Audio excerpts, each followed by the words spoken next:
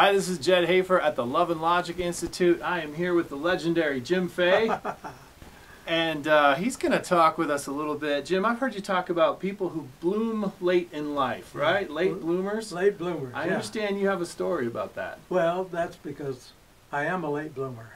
Yeah. Still waiting to bloom? Oh, well, yeah, that's questionable right there.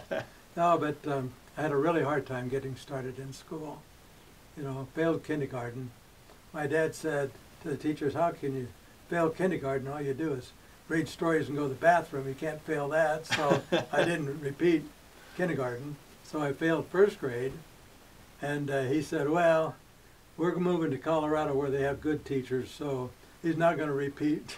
So they didn't tell anybody in Colorado about my problems in school, so I ended up repeating second grade. So it happened each year. You were struggling. Just could not get going. In fact, I struggled pretty much all into my college years.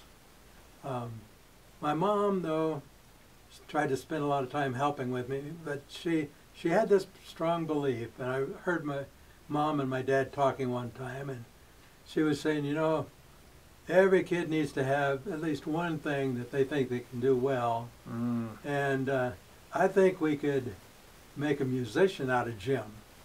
So, doggone if she didn't. She had to beg, borrow, and steal, I suppose, to get me an instrument. And oh, she used to. She made a lot of sacrifices. I remember, in order to play, I had to play in this free band, the Denver Junior Police Band, back in the 40s, and we would ride 2 and 3 different streetcars to get across town so that we could play in the band and learn how to play there. Well, that was the one thing that I had to, you know, I could go to school because I knew there was something at school I could do well. So I suffered through all the classes, but I enjoyed playing in the band. And then that paid off big time when parents wanted me to go to college, and oh, I don't think I can handle that. They said, well, try out for the band. And I actually got a half-time scholarship to play in the band out at the University of Denver. Outstanding. Yeah. So pretty smart mom there, finding a strength and also something that you loved. Obviously, you love it because you're still doing it. Oh, yeah. It's wonderful to have at my age still to be able to play in the bands and so on. But there were other spin-offs that were great. You know, got me through college.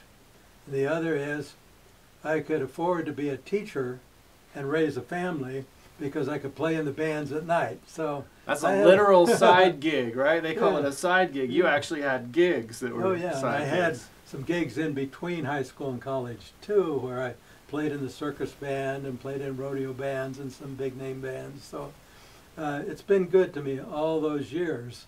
And I have to say, honestly, I wouldn't be here doing what I'm doing with Love and Logic if my music hadn't gotten me through school, into college, finally into teaching, and so on. You know how many parents are thinking, wow, when's the kid going to knock off that racket? Yeah. And it might be something that just like you, the kid really embraces, and it gets them through tough times, and it motivates them, and it gets them feeling good about themselves. Yeah. And we've said over and over and over, help your kids find one thing that they're good at. And if they get good at one thing, maybe they'll have the courage to try some things that they aren't so good at. And that's what happened with me. Isn't that true? There's that transfer effect. I wonder what else I might be able to do.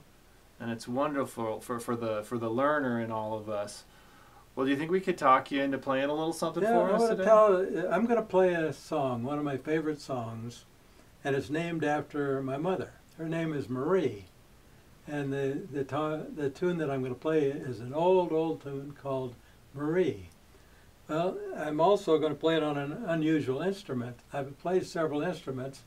I play slide trombone, euphonium, and this particular one you see is a valve trombone. The slide does not work. You play it with valves, much like you'd play a trumpet. A trumpet, okay. So every once in a while I pick it up, and when I think, what would I like to play, I think, I want to play Marie. Because when I play Marie, I think about my mother. And I think about all the encouragement that she gave me to learn how to play these instruments.